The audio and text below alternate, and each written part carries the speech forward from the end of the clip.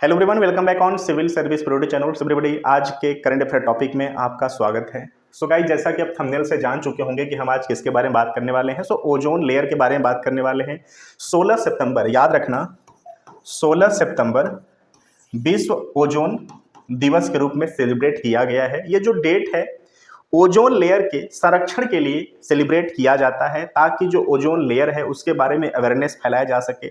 हमारे मानव जीवन के लिए, हमारे पृथ्वी के लिए ओजोन लेयर का क्या उपयोगिता है उसके बारे में लोग जान सकें। सो इस डेट को हम सेलिब्रेट करते हैं, ठीक है। सो यह दिन हर साल मनाया जाता है, ठीक है। ओजोन परत की सुरक्षा के लिए महत्वपूर्ण अगर बात करें तो मॉन्ट्रियल प्रोटोकॉल पर हस्ताक्षर करने के बाद 1994 में संयुक्त राष्ट्र महासभा द्वारा विश्व ओजोन दिवस घोषित किया गया। क्वेश्चंस यहां से भी जनरेट किए जा सकते हैं, तो ये भी आप याद रखना कि मॉन्ट्रियल प्रोटोकॉल पर हस्ताक्षर करने के बाद 1994 में संयुक्त राष्ट्र महासभा द्वारा विश्व ओजोन दिवस घोषित किया गया था, ठीक है। किसके द्वारा? संयुक्त राष्ट्र महासभा, ठीक है, संयुक्त राष्ट्र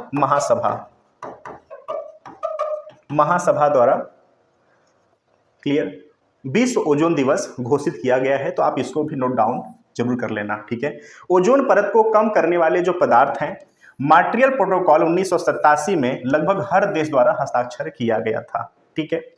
यहां से क्वेश्चंस ये भी आ सकता है कि मॉन्ट्रियल प्रोटोकॉल क्या है, या मॉन्ट्रियल प्रोटोकॉल कब ऑर्गेनाइज किया गया था। तो डेट याद रखना, 1987 मॉन्ट्रियल प्रोटोकॉल ऑर्गेनाइज किया गया था। इसका उद्देश्य क्या है? तो मॉन्ट्रियल जो प्रोटोकॉल है, मॉन्ट्रियल प्रोटोकॉल का जो उद्देश्य है, ओजोन लेयर को क्षति पहुंचाने वाले जो भी कण है, जो भी गैस है, ठीक है, उसको रोकने का यह प्रोटोकॉल है, मॉन्ट्रियल प्रोटोकॉल, ठीक है। तो आप इसके लक्ष्य को भी याद रखना कि मॉन्ट्रियल प्रोटोकॉल, ठीक है, एक ऐसा प्रोटोकॉल है जो कि 1987 में ऑर्गेनाइज किया गया, ठीक है। और इसका उद्देश्य क्या है? तो उद्देश्य इसका है कि जो ओजोन लेयर है, याद रखिएगा, ये जो ओजोन लेयर है, ओजोन लेयर के को प्रभावित करने वाले कारकों को पाबंदी लगाने के लिए। अब कारक में कौन कौन आते हैं? जैसे ग्रीन हाउस गैसेज हो गए, सीएफसी हो गया। तो इसको जो प्रभावित करने वाले कारक हैं उनको रोकने के लिए ये प्रोटोकॉल ऑर्गेनाइज किया गया था। तो आप समझ गए। अगर हम पृथ्वी की बात करें, ये हमारी पृथ्वी है। पृथ्वी के ऊपर हम संताप मंडल है, ठीक है। संताप मंडल के ऊपर समताप मंडल है, ठीक है, क्लियर। तो जो क्षोभ मंडल होता है, क्षोभ मंडल के ऊपर समताप मंडल होता है। समताप मंडल और क्षोभ मंडल के बीच में बहुत पतली सी लेयर होती है, जो कि आप देख रहे हैं। इसको हम ओजोन परत कहते हैं। इसका उपयोगिता क्या है हमारे लिए, हमारे जीवन के लिए, हमारे पृथ्वी के लिए, हमारे वायुमंडल के लिए, हमारा जो भी भौगोलिक रहन सहन जीवन है उसके लिए क्या उपयोगिता है? देखिए, जो सूर्य की किरणें होती हैं, ठीक है, तो सूर्य की किरणें जो होती हैं, परावैंगनी किरणें जो आपतित होती, यानी जो पृथ्वी की तरफ किरणें आ रही होती हैं, ठीक है, तो परावैंगनी किरणों को, ठीक है, 90 से 99% विषैली जो किरणें होती हैं, जो परावैंगनी किरणें हैं, उसको यह जो परत है यह अवशोषित कर लेता है।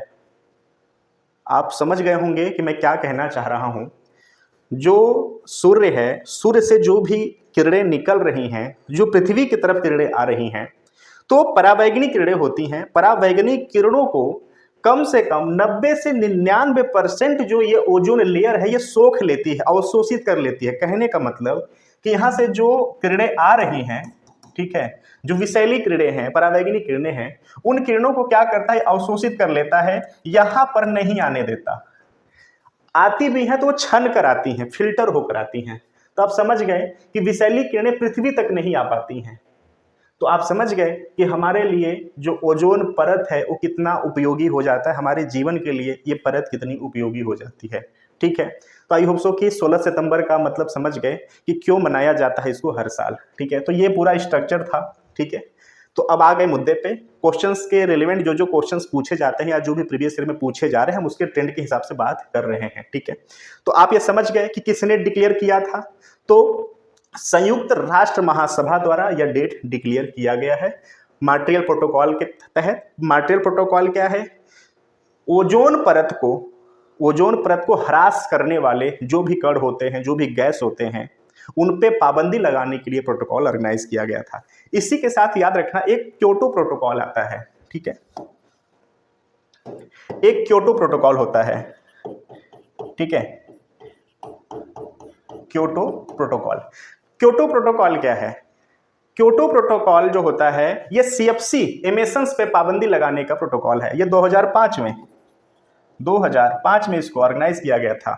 तो मॉन्ट्रियल प्रोटोकॉल 1987 में, क्योटो प्रोटोकॉल 2005 में। जो मॉन्ट्रियल प्रोटोकॉल है वह है आपका जो ओजोन परत है, ओजोन जो लेयर है, उसको उसको ह्रास पहुंचाने वाली जो भी गैस होती हैं, जो भी कण होते हैं, उसको रोकने के लिए प्रोटोकॉल ऑर्गेनाइज किया गया था। क्योटो प्रोटोकॉल जो है यह सीएफसी के इमिशंस को, यानी कह सकते हैं ग्रीन हाउस जो गैसेज हैं जीएचजी, उसके इमिशन को रोकने के लिए इसको ऑर्गेनाइज किया गया था। तो एक दूसरों को कैसे आपको लिंक करना है, आई होप आप समझ गए कि ये दोनों प्रोटोकॉल क्या है, क्योटो प्रोटोकॉल क्या है और मॉन्ट्रियल प्रोटोकॉल क्या है। मॉन्ट्रियल प्रोटोकॉल बात कर लिया, क्योटो जो है सीएफसी एमिशन को, सीएफसी उत्सर्जन को रोकने के लिए ऑर्गेनाइज किया गया था, ठीक है। सो ओजोन परत के क्षरण के कारण यह दिन महत्वपूर्ण है। ओजोन गैस की नाजुक परत है जो कि लोगों को हानिकारक किरणों से बचाती है। हमने बात कर लिया कि जो सूर्य के द्वारा आपतित पराबैंगनी किरणें होती हैं उनको यह फिल्टर करती है, उनको रोक देती है और वो किरणें पृथ्वी तक नहीं आ पाती हैं और हमारा जो जन जीवन है ना वो सुरक्षित बचा हुआ है, ठीक है। लेकिन मानव गतिविधियां पृथ्वी के प्राकृतिक प्रतिमान के लिए खतरा बन गई हैं। कहने का मतलब है कि जो मानव गतिविधियां हैं, जो मानव उद्योग हैं, ठीक है, जो विकास है, ये कहीं ना कहीं सीएफसी जैसे गैसेस, ग्रीन हाउस जैसे गैसेस को उत्सर्जित कर रही हैं और वही गैसें इस लेयर को नुकसान पहुंचाती हैं, ठीक है।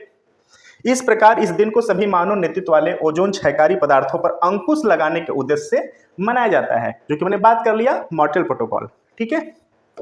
चलिए भारत के अगर प्रयास की बात करें, भारत के लिए प्रयास की बात करें कि भारत क्या क्या प्रयास कर रहा है ओजोन परत को सेव करने के लिए, बचाने के लिए, तो पर्यावरण, वन और जलवायु परिवर्तन मंत्रालय ने 2019 में इंडिया कूलिंग एक्शन प्लान, याद रखना ICAP, ठीक है, लॉन्च किया था। तो ये बहुत इंपॉर्टेंट हो जाता है हमारे आंसर राइटिंग के लिए, ठीक है। अगर इन्वायरमेंट से जुड़ा क्वेश्चन आता है तो याद रखना कि भारत के जो प्रयास हैं पर्यावरण, वन और जलवायु परिवर्तन मंत्रालय के द्वारा 2019 में India cooling action plan launch किया गया था।